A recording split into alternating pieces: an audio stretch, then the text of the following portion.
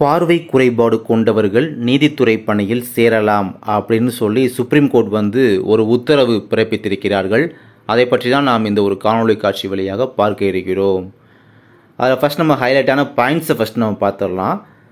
நீதித்துறை பணிக்கான ஆள் தேர்வில் பங்கேற்கும் மாற்றுத்திறனாளிகள் எவ்விதமான பாரபட்சத்தையும் சந்திக்கக்கூடாது. தகுதி இருக்கும் பட்சத்தில் காலி பணியிடங்களில் அவர்களை நியமிக்கலாம் அப்படின்ற ஒரு உத்தரவு அப்படின்றது கொடுத்திருக்கிறார்கள் கணம் நீதிபதி அவர்கள். அதாவது கோர்ட் ரெக்யூர்மெண்ட்டில் செலெக்ஷன் பண்ணக்கூடிய அந்த ப்ராசஸில் அந்த செலெக்ஷன் லிஸ்ட்டில் இந்த டிசபிள் பர்சன்ஸ் இந்த மாதிரி மாற்றுத்திறனாளிகள்லாம் பார்த்தீங்கன்னா எந்த விதமான பாரபட்சமும் அவங்க கண்டக்ட் பண்ணக்கூடாது, அவங்க ஃபேஸ் பண்ணக்கூடாது. அவங்களுக்கு எலிஜிபிள் இருக்குது அப்படின்னா கண்டிப்பாக அந்த வேக்கன்சியை ஃபில் பண்ணுறதுக்கு பார்வை திறனற்றவர்களையும் கண்டிப்பாக ஏதோ ஒரு மாற்றுத்திறனாளி கண்டிப்பாக அந்த இடத்துல ஸ்பேஸை ஃபில் பண்ணலாம் அப்படின்ற மாதிரி ஒரு ஜட்ஜ்மெண்ட்டை கோர்ட்டில் இருக்கக்கூடிய ஜட்ஜஸ் பார்த்தீங்கன்னா அனௌன்ஸ் பண்ணியிருக்காங்க. அது என்ன ஏதுன்றதை ஃபுல் டீட்டெயில் இந்த வீடியோக்குள்ளே நம்ம பார்க்க போகிறோம்.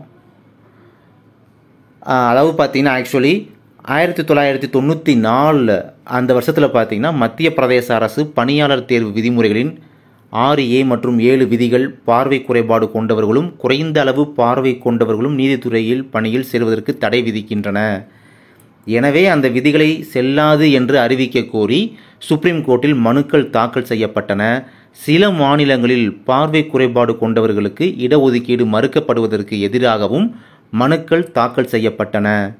சுப்ரீம் கோர்ட்டும் பார்த்தீங்கன்னா இதனால் தாமாக முன் ஒரு மனுவை விசாரணைக்கு எடுத்துக்கொண்டது. அதாவது 1994 வருஷத்துல பார்த்தீங்கன்னா மத்திய பிரதேசத்தில் இருக்கக்கூடிய ரெக்யூர்மெண்ட் கவர்மெண்ட் ரெக்யூர்மெண்ட் இருக்குது பார்த்தீங்கன்னா நம்முடைய டிஎன்பிஎஸ்சி மாதிரி அது மாதிரி அங்கே இருக்கக்கூடிய ரெக்யூர்மெண்ட் செல் பார்த்தீங்கன்னா மத்திய பிரதேசத்தில் உள்ளது பார்த்தீங்கன்னா அவங்களுடைய ரெகுலேஷன் 6A7 அந்த ரூல் அப்படின்றது ஸ்டேட் கவர்மெண்ட் போட்டிருக்காங்க. அந்த ரூல் படி அந்த நார்ம்ஸ் படி பார்த்தீங்கன்னா பார்வை குறைபாடு கொண்டவர்கள் இல்லாட்டி குறைந்த அளவு தான் பார்வை இருக்குது அப்படின்றவங்க கோர்ட் ரெக்யூர்மெண்ட்டில் சேருவதற்கு தடை அப்படின்றது அந்த ரூல் அப்படின்றது விதிக்குது. உடனே அந்த ரூல் கண்டிப்பாக செல்லாது அப்படின்னு சொல்லி சுப்ரீம் கோர்ட்டில் பெட்டிஷன் அப்படின்றது ஃபைல் பண்ணுறாங்க. மத்திய பிரதேஷ் ஸ்டேட்டில் ஃபைல் பண்ணுறாங்க. இது எல்லாத்துக்குமே சூட்டபிள் ஆகணும், இந்தியா ஃபுல்லாக இருக்கக்கூடிய எல்லா மாநிலங்களையும் சூட்டபிளாக கொண்டு வரணும் அப்படின்ற மாதிரி தான் ஃபைல் பண்ணுறாங்க. சம் ஸ்டேட்ஸில் பார்த்தீங்கன்னா பார்வை குறைபாடு கொண்டவர்களுக்கு சில மாநிலங்களில் பார்த்தீங்கன்னா இந்த மாதிரி இடஒதுக்கீடு பண்ணுறதுல அதாவது ரிசர்வேஷன் பண்ணித்தரதில் பார்த்தீங்கன்னா மறுக்கிறாங்க. அதற்கு எதிராகவும் பார்த்தீங்கன்னா செயல்படுறாங்க. ஸோ அப்படின்றதுனால பார்த்தீங்கன்னா அதுக்கு பெட்டிஷன் அப்படின்றது ஃபைல் பண்ணிகிட்டே இருந்திருக்காங்க. சுப்ரீம் கோர்ட்லேயே ஃபைல் பண்ணிகிட்டே இருந்திருக்காங்க. சுப்ரீம் கோர்ட்டும் பார்த்தீங்கன்னா அவங்களுமே டைரெக்டாக தானாகவே முன் பார்த்தீங்கன்னா ஒரு பெட்டிஷன் எடுத்து அவங்களும் ஃபைல் பண்ணி என்கொயரியும் பண்ணுறாங்க. ஸோ இதுதான் நடந்திருக்கு. இப்படி நடந்ததில் பார்த்தீங்கன்னா அதுக்கப்புறம் இது போல் பார்த்தீங்கன்னா கடுமையாக ஹியரிங் அப்படின்றது போயிட்டு இருந்திருக்கு. அப்போ இதுபோல் விசாரிக்கப்பட்ட 6 மனுக்கள் மீதான விசாரணை முடிந்த நிலையில் கடந்த டிசம்பர் 3 தீர்ப்பு தேதி குறிப்பிடாமல் ஒத்திவைக்கப்பட்டது. இந்நிலையில் சுப்ரீம் கோர்ட்டில் நீதிபதிகள் JB பர்திவாலா, R மகாதேவன் ஆகியோர் அடங்கிய அமர்வு நேற்று இவ்வழக்கில் முக்கியத்துவம் வாய்ந்த தீர்ப்பை அளித்தது. பார்வை குறைபாடு கொண்டவர்களுக்கு எதிரான மத்திய பிரதேச அரசு பணியாளர்கள் தேர்வு விதிமுறைகளின் சில விதிகளை சுப்ரீம் கோர்ட்டு ரத்து செய்தது அப்படின்ற மாதிரி சொல்லியிருக்காங்க. என்ன சொல்ல வராங்கன்னா இது மாதிரி அதாவது மத்திய பிரதேசம் ஒரு பெட்டிஷன் ஃபைல் பண்ணாங்களா, அப்புறம் சம் ஸ்டேட்டில் மத்திய பிரதேசம் மட்டும் இல்லை இன்னும் சம் ஸ்டேட்லேருந்து பெட்டிஷன் ஃபைல் பண்ணியிருக்காங்க சுப்ரீம் கோர்ட்டில். அதுக்கப்புறம் பார்த்தீங்கன்னா ஜட்ஜஸே அங்கே இருக்கக்கூடிய ஜட்ஜஸே பார்த்தீங்கன்னா தானாக அவங்களா தாமாகவே முன் ஒரு பெட்டிஷன்லாம் ஃபைல் பண்ணியிருக்காங்க. ஆக மொத்தம் இது சம்மந்தமாக இது ரிலேட்டட் ரிகார்டிங்காக பார்த்தீங்கன்னா 6 பெட்டிஷன் அப்படின்றது ஃபைல் பண்ணியிருக்காங்க சுப்ரீம் கோர்ட்டில். முறையாக அந்த 6 பெட்டிஷனே பார்த்தீங்கன்னா ஃபைல் பண்ண 6 பெட்டிஷனே முறையாக விசாரித்து முடிச்சுட்டு எல்லா ஹியரிங்குமே டோட்டலாக நிறையா ஹியரிங் நடந்திருக்கு இத்தனை வருஷத்தில். அந்த ஹியரிங்கை ஃபுல்லாக கம்ப்ளீட் பண்ணி முடிச்சுட்டு கடந்த டிசம்பர் 3 2024 டிசம்பர் 3 பார்த்தீங்கன்னா லாஸ்ட் ஹியரிங் அப்படின்றது கண்டக்ட் பண்ணியிருக்காங்க. அந்த ஃபைனல் ஹியரிங் அப்படின்றது டிசம்பர் 3 அப்போ கண்டக்ட் பண்ணி முடிச்சுட்டு ஃபைனல் ஜட்ஜ்மெண்ட் தான் இனிமேல் அடுத்த ஹியரிங்கில் ஃபைனல் ஜட்ஜ்மெண்ட் தான் கொடுக்க போகிறோம் அப்படின்னு சொல்லிட்டு இந்த கேஸை போஸ்ட்பான் பண்ணி வச்சுட்டாங்க. ஸோ டேட்டே மென்ஷன் பண்ணாமல் போஸ்ட்பான் பண்ணிட்டாங்க ஹியரிங்கை. அன்றைக்கி அந்த லாஸ்ட் ஹியரிங்கில் அடுத்த ஜட்ஜ்மெண்ட் தான் அப்படின்றது ஓப்பனாக சொல்லிட்டாங்க. ஓகேங்களா? அப்போ அந்த ஜட்ஜ்மெண்ட் தர வேண்டிய ஒரு டேட்டை பார்த்தீங்கன்னா ஃபிக்ஸ் பண்ணி இப்போ ரீசெண்டாக நேற்று அல்லது நேற்றுக்கு முந்தின நாள் தான் பார்த்தீங்கன்னா அவங்க ஜட்ஜ்மெண்ட் தரதுக்கு ஒரு டேட்டா ஃபிக்ஸ் பண்ணி மென்ஷன் பண்ணியிருக்காங்க. அதன்படி பார்த்தீங்கன்னா நேற்று என்ன நடந்துச்சு அப்படின்றத பார்க்குறோம். சுப்ரீம் கோர்ட்டில் judges JB Pardiwala, R Mahadevan அப்படின்ற அவங்க அடங்கிய பெஞ்ச் இருக்குது பார்த்தீங்கன்னா டுவல் ஜட்ஜஸ் கொண்ட ஒரு பெஞ்சு அவங்க தான் அந்த கேஸை ஃபாலோ பண்ணியிருக்காங்க. ஸோ இந்த கேஸில் பார்த்தீங்கன்னா ஒரு இம்பார்ட்டண்ட்டான ஒரு ஜட்ஜ்மெண்ட் அப்படின்றது கிடைச்சிருக்கு, ஒரு முக்கியத்துவம் வாய்ந்த தீர்ப்பு அப்படின்னு சொல்கிறாங்க. என்ன பார்த்தீங்கன்னா பார்வை குறைபாடு கொண்டவர்களுக்கு எதிரான, ஏன்னா மத்திய பிரதேச அரசு தான் பார்த்தீங்கன்னா ஃபஸ்ட்டு பெட்டிஷனை ஃபைல் பண்ணதுனால மத்திய பிரதேச் அப்படின்றத அந்த கவர்மெண்ட் இதை வந்து மென்ஷன் பண்ணி சொல்கிறாங்க அடிக்கடி. அதான் மெயின் பெட்டிஷனர். அதனால தான் பார்த்தீங்கன்னா மத்திய பிரதேச அரசு பணியாளர் தேர்வு விதிமுறைகள் அப்படின்ற மாதிரி மென்ஷன் பண்ணுறாங்க.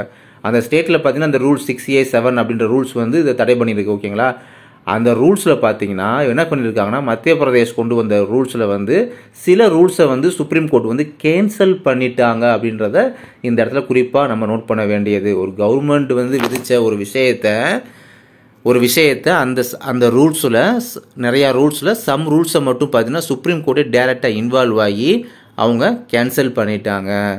சரி, ஓகே, இப்போ ஜட்ஜ்மெண்ட்டில் என்ன சொல்லியிருக்காங்க அப்படின்றத பற்றி நம்ம பார்க்கலாம். ஓகேங்களா, என்ன சொல்லியிருக்காங்கன்னா, நீதித்துறை பணிக்கான ஆள் தேர்வில் பங்கேற்கும் மாற்றுத்திறனாளிகள் எவ்விதமான பாரபட்சத்தையும் சந்திக்கக்கூடாது, எந்த விதமான பாரபட்சத்தையும் சந்திக்கக்கூடாது. எனவே அவர்களையும் சேர்ப்பதை உறுதி செய்யும் வகையில் மாநில அரசுகள் உடன்பாடான நடவடிக்கை எடுக்க வேண்டும் அப்படின்றது முக்கியமாக சொல்லியிருக்காங்க. அதாவது கோர்ட் ரெக்யூர்மெண்ட் செலெக்ஷன் லிஸ்ட்டில் பார்த்தீங்கன்னா இந்த செலெக்ஷன் லிஸ்ட்டில் அட்டன் பண்ணக்கூடிய இந்த மாற்றுத்திறனாளிகள் டிசபிள் பர்சன் இவங்களாம் இருக்காங்க பார்த்தீங்களா, இவங்க மேலே ஒரு பாரபட்சத்தை அவங்க வந்து ஃபேஸ் பண்ணக்கூடாது. அவங்களையுமே ஒரு ஆளாக மதித்து அவங்களையுமே அந்த செலெக்ஷன் லிஸ்ட்டில் வந்து சேர்க்குறத வந்து கண்டிப்பாக கன்ஃபார்ம் பண்ணக்கூடிய வகையில் ஸ்டேட் கவர்மெண்ட் அப்படின்றது உடன்படுறதுக்கு ஆக்ஷன் எடுக்கணும் அப்படின்ற மாதிரி ஸ்டேட் கவர்மெண்ட்டே உடன்படுறதுக்கு ஆக்ஷன் எடுக்கணும். ரெக்யூர்மெண்ட்ஸை கரெக்டாக பண்ணுறாங்களா, மாற்றுத்திறனாளிகள் அவங்களுக்கும் இம்பார்ட்டன்ஸ் கொடுத்து டிசபிள் பர்சன் இவங்களாம் இம்பார்ட்டன்ஸ் கொடுத்து அவங்களே செலெக்ஷன் லிஸ்ட்டில் கொண்டு வராங்களா அப்படின்றதையுமே அவங்க எப்படி ஃபேஸ் பண்ணுறாங்க இந்த விஷயத்தை அப்படின்றத ஸ்டேட் கவர்மெண்ட்டுமே இதை வந்து ஆக்ஷன் எடுங்க அப்படின்ற மாதிரி ஒரு அட்வைசரிஸ் அப்படின்றத கொடுத்துட்டு மேற்கொண்டு என்ன சொல்லியிருக்காங்க அப்படின்றதையும் பார்க்குறோம். ஸோ பார்த்தீங்கன்னா இப்போ டிசபிள் பர்சன் வந்து அவங்க கட் ஆஃப் எடுத்திருப்பாங்க, அவங்க எடுத்த கட் ஆஃப் மூலமாகவோ அல்லது வேறு ஏதாவது தடைக்கல் மூலமாகவோ இந்த டிசபிள் பர்சன்ஸை பார்த்தீங்கன்னா அவங்கள விளக்கும் வகையில் விளக்குறாங்க. உங்களுக்கு கட் ஆஃப் கம்மியாக இருக்குது, ஏதாவது வேற ஒரு ரீசனை சொல்லி உங்களுக்கு வந்து ஏதாவது உங்களை வந்து விளக்குறாங்க, நீங்கள் செலெக்ஷன் லிஸ்ட்டில் உங்களை செலக்ட் பண்ணலை, அதாவது ஷார்ட் லிஸ்ட் சொல்லுவோம்ல, ஷார்ட் லிஸ்ட்டில் உங்களை செலக்ட் பண்ணலை அப்படின்னு சொல்லி ஏதாவது இன்டைரக்டாக பாரபட்சம் காட்டுறாங்க அப்படின்னா, அப்படி காட்டுனா சமத்துவத்தை உறுதி செய்ய கண்டிப்பாக இந்த கோர்ட்டோட தலையீடு கண்டிப்பாக இருக்கும். ஏன்னா சமத்துவம், ஈக்குவாலிட்டி அப்படின்ற எல்லாத்தையுமே இந்த உலகத்தில் ஈக்குவாலிட்டி அப்படின்றது இருக்குது, இந்தியாவில் இருக்குது. அதை கன்ஃபார்ம் பண்ணுறது இந்த கோர்ட்டை டேரெக்டாக தலையிடும் பார்த்துக்கோங்க அப்படின்ற மாதிரி ஒரு எச்சரிக்கை, வார்னிங் அப்படின்றது கொடுத்துருக்காங்க. ஓகேங்களா, அப்போ எந்த ஒரு இன்டேரக்டாக கூட பாரபட்சம் காட்டக்கூடாதுன்ற மாதிரி இன்ஃபர்மேஷனை சொல்லியிருக்காங்க. அதனால் மாற்றுத்திறன் அவங்கள்ட்ட இருக்குது. ஒரு மாற்றுத்திறன் ரீசனால் எந்த ஒரு அப்ளிகண்ட்டுமே அதாவது பணி வாய்ப்பை பரிசீலிப்பதை மறுக்கக்கூடாது.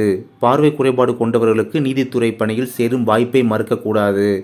அதாவது அவங்களுக்கு மாற்றுத்திறன் இருக்குது, ஏதோ ஒரு மாற்றுத்திறன் இருக்குது, அதான் மாற்றுத்திறனாளின்னு சொல்கிறோம். அந்த ஒரு மாற்றுத்திறன் இந்த ரீசனால் பார்த்தீங்கன்னா அப்ளிகண்ட்டுக்கு வந்து ஒரு ஜாப் கிடைக்கக்கூடிய விஷயத்தை வந்து கன்சிடர் பண்ணுறதை நீங்கள் வந்து அவாய்ட் பண்ணிடக்கூடாது. ஜாப் கிடைக்கிறதுக்கு கன்சிடர் பண்ணுறதை நீங்கள் அவாய்ட் பண்ணிடக்கூடாது. பார்வை குறைபாடு கொண்டவங்களுக்கு பார்த்தீங்கன்னா கோர்ட் ரெக்யூர்மெண்ட்டில் வந்து சேரக்கூடிய சான்ஸை வந்து அவாய்ட் பண்ணிடக்கூடாது. ஸோ இந்த ஒரு கோர்ட்டுடைய ஆர்டர் காரணமாக பார்த்தீங்கன்னா கோர்ட் ரெக்யூர்மெண்ட்டில் பங்கேற்ற மாற்றுத்திறனாளிகள் அப்பணிக்கு பரிசீலிக்கப்பட உரிமை பெற்றவர்கள் ஆகிறார்கள். தகுதி இருக்கும் பட்சத்தில் காலி பணியிடங்களில் அவர்களை நியமிக்கலாம். இவ்வாறு தீர்ப்பில் கூறப்பட்டுள்ளது. அதாவது இந்த ஆர்டர்னால, இந்த கோர்ட்டுடைய ஆர்டர்னால, ஃபைனல் ஜட்ஜ்மெண்ட் ரீசனால் அதாவது ஃபைனல் ஜட்ஜ்மெண்ட்னால பார்த்தீங்கன்னா இந்த கோர்ட் ரெக்யூர்மெண்ட்டில் அதாவது அட்டன் பண்ண எக்ஸாம் எழுதின டிசபிள் பர்சன்ஸ் இருக்காங்க பார்த்தீங்களா, அவங்க வந்து இந்த கன்சர்ன் ஒர்க்குக்கு பார்த்தீங்கன்னா கன்சிடர் பண்ணி அவங்களுக்கு வந்து ஒரு ரைட்ஸ் இருக்குது அப்படின்னா அவங்க வந்து இனிமேல் செலக்ட் பண்ணுவாங்க. எலிஜிபிள் கண்டிப்பாக இருக்குது அப்படின்னா அந்த வேக்கன்சியில் வந்து அவங்களே கண்டிப்பாக அப்பாயிண்ட் பண்ணணும் அப்படின்னு சொல்லி ஜட்ஜ்மெண்ட் எழுதி முடிச்சிருக்காங்க. இதான் பார்த்தீங்கன்னா இந்த ஃபைனல் ஜட்ஜ்மெண்ட் அப்படின்றது அமைஞ்சிருக்கு. இதை பார்த்தீங்கன்னா எல்லா ஸ்டேட்லையும் ஃபாலோ பண்ண சொல்லியிருக்காங்க. மத்திய பிரதேசம் தான் மெயின் பெட்டிஷன் அப்படின்னால மத்திய பிரதேசம் மட்டும் இது சூட்டபிள் கிடையாது. எல்லா ஸ்டேட்லையும் பார்த்தீங்கன்னா இந்த ஒரு ஜட்ஜ்மெண்ட் அப்படின்றது கண்டிப்பாக செல்லுபடியாகும். இது எல்லா ஸ்டேட்லையும் ஃபாலோ பண்ண சொல்லியிருக்காங்க. பட் இதை பற்றி ஒரு நல்ல விஷயம் நடந்திருக்கதை நீங்கள் என்ன நினைக்கிறீங்க அப்படின்றத கீழே உள்ள கருத்து கேள்விப்பட்டிகள் தெரிவிக்கலாம். நன்றி.